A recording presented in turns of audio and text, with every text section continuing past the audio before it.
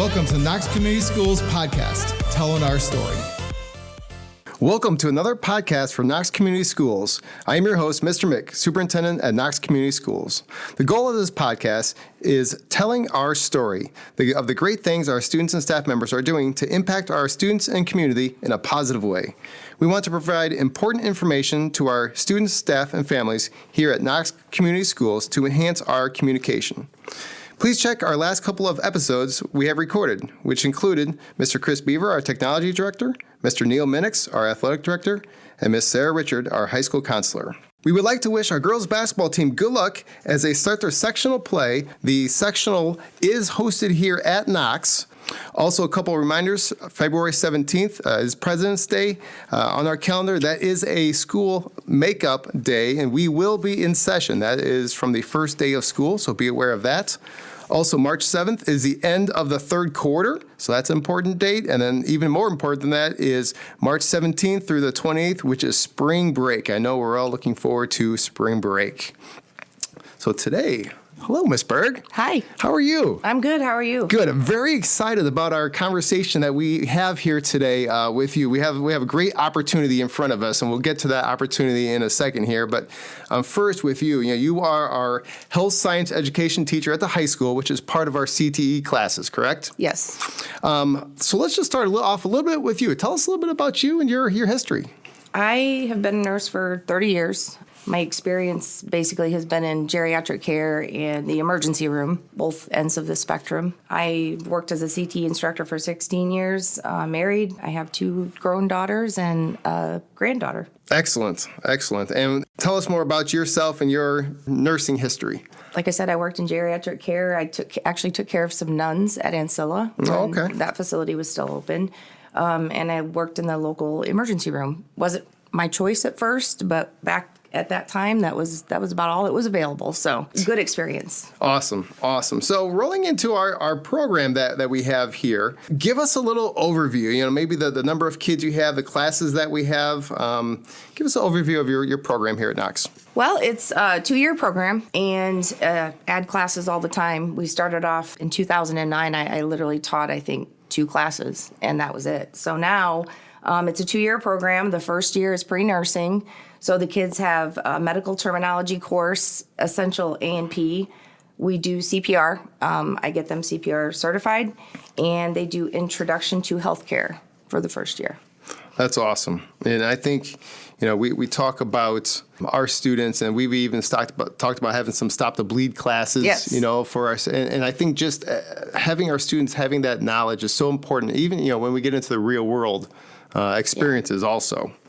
I forgot Narcan training because they also do that. Very important. That's awesome. Yeah. That's awesome. So one of the main reasons why we wanted to bring you here today is to talk about the new partnership, right, yes. with yes. Northwest Health. So give us a little update on that. I have been trying for years to get into the hospital. I've had some help with contact information. And last year, I had a student whose mom happened to work at the local hospital. And I just one day said, by any chance, does your mom know somebody? And they're like, oh, I think she does. And so I, at that time, got Lori Bridegroom's contact information. And I went to the hospital. I met with her. We have been working over last summer and started just talking. I had went to the health science retreat in Indianapolis, and they gave us some guidelines as to how to kind of professionally get these kids out into the workforce. And that led me to her, which led us to collaborate. And I was able to meet, I think it was the CEO of the hospital. They are 100% supportive of the kids getting in there and being able to do various things. The year 1 kids are probably going to be able to job shadow. I want them to see everything. I want them to go to the EVS dietitian.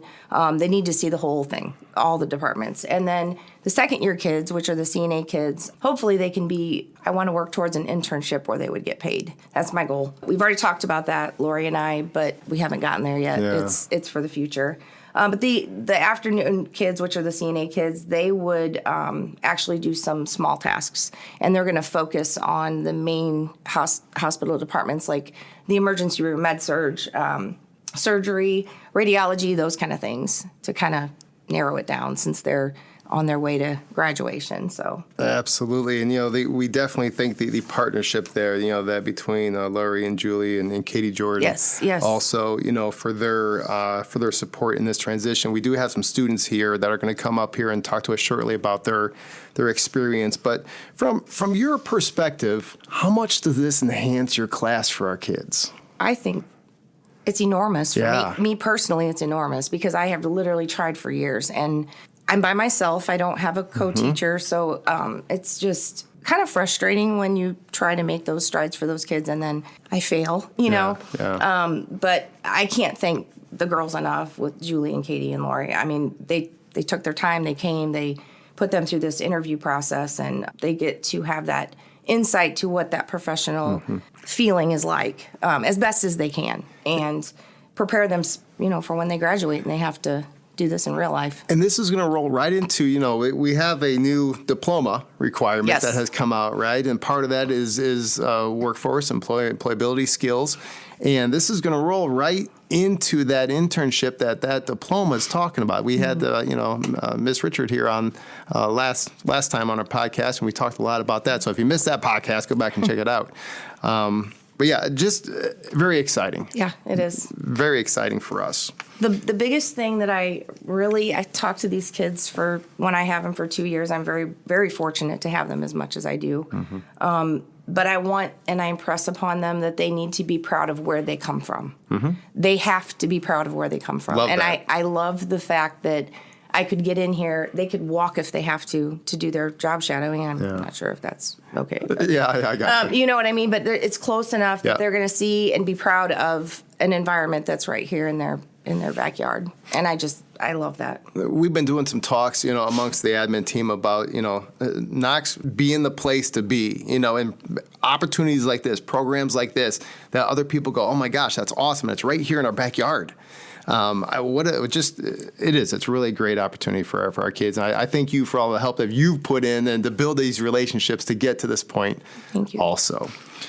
So let's bring up, we have 4 seniors here. We have Journey, we have Grace, we have Carly, and Aislinn.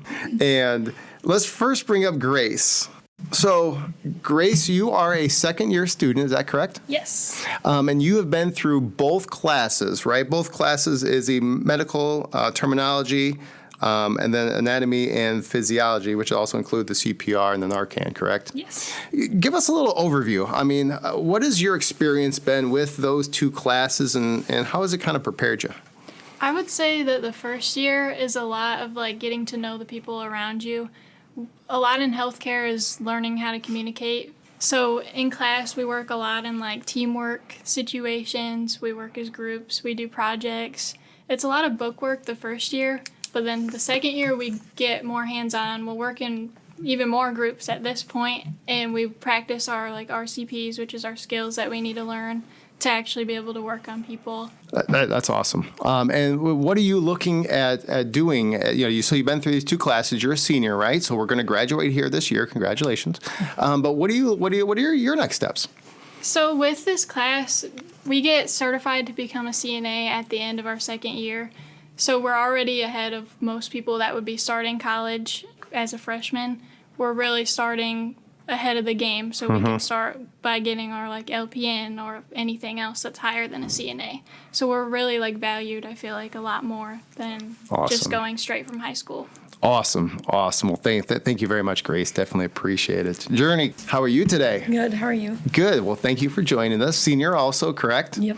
And we're going to talk a little bit about your career pathway. Okay. You being a senior, you're graduating now. Where are you going to go? How has this experience helped you?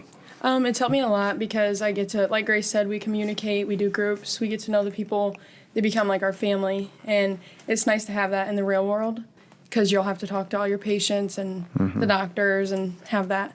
It's going to help me because I'm planning to be a radiologist, and I'm going to go to Valpo because I just got accepted last week, I believe. Yeah, round of applause. Awesome. But yeah, I want to do radiology, something in that field, and then I want to see the other fields like what Miss Berg's let us do, at the hospital, and we get this opportunity to do that, which is very nice. But yeah, that'll be nice to just see what I do every day, like what the life is like and stuff like that. Awesome. I always love to talk to kids that have a plan. I don't care what your plan is, right? Yeah. Whatever you want to do, but you guys have a plan of where you want to go with this. And I think the whole new diplomas talk about that, is that they want you to have a plan so that the high school career is preparing you for college and beyond, right? If that's the path you're choosing. So this is a great example. Yeah. Excellent. Thank you very much, Journey, for being here. Carly, so this is pretty cool. And Ms. Berg, you can jump in on this conversation too.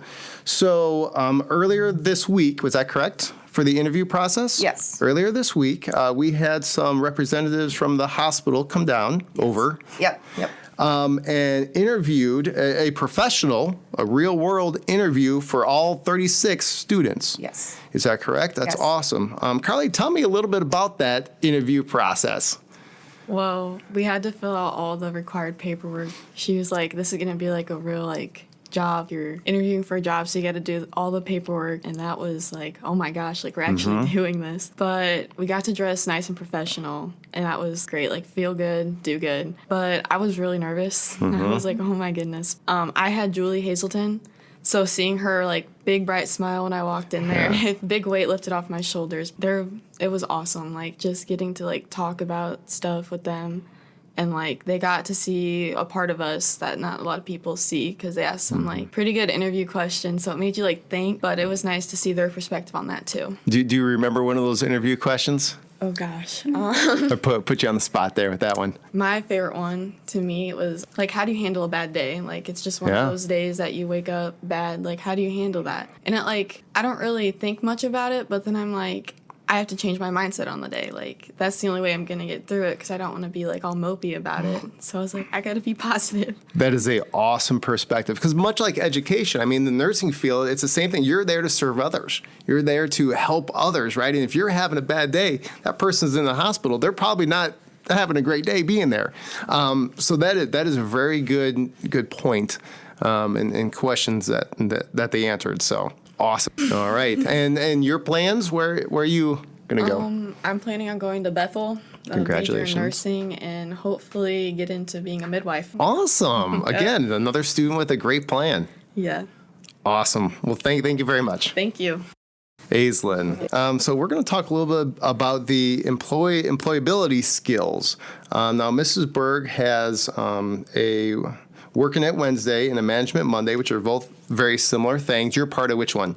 Management Monday. Management Monday. So tell us a little bit about that. What is that experience like, and how has that prepared you? I think it's prepared me because it's given me a sense of more responsibility. This class already gave me so much I gotta do this, I gotta get this done. It helped me break down on my procrastination, which right now, a little iffy, but little senior fever, right? Senioritis, exactly. But at first, it was I'm gonna be honest, it was a bore, because I was oh my gosh, it's paperwork. I gotta fill out a resume. I'm I'm not an adult. I don't want to do this. But then after a while, it became fun, and I realized this is what I'm gonna need for my future. And I think it's it's beneficial, and it's what I need truly, and it prepared me more than I think any other class really. That's awesome. Outside of a resume, give me what else did you do during that time management? I remember this one activity, we went over interviews. So this was before we even did our interviews. You had to find the different things that were wrong with one interview, and then the good things that were right with another. And you had to pick which candidate you would hire. And I think that really helped me, because I kept that in mind when we were doing our interviews, because I was okay, I shouldn't do this, because I remember in this example that was the wrong thing to do. And it kind of helped me break down what's kind of right and wrong. And I think I'm going to keep that with me for a long time. That's awesome. And again, these are skills. So thank you very much.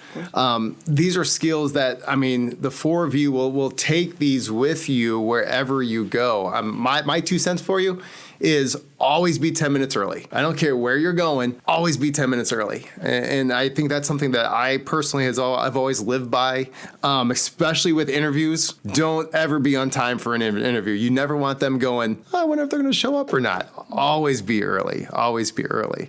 Well, girls, thank you very much for joining us today. And Ms. Berg, I think as I listen to each one of them talk, I can see the respect that they have for you, and I can see the love for your class. That it came out very clearly in all four of you today. So kudos to you. Thank you.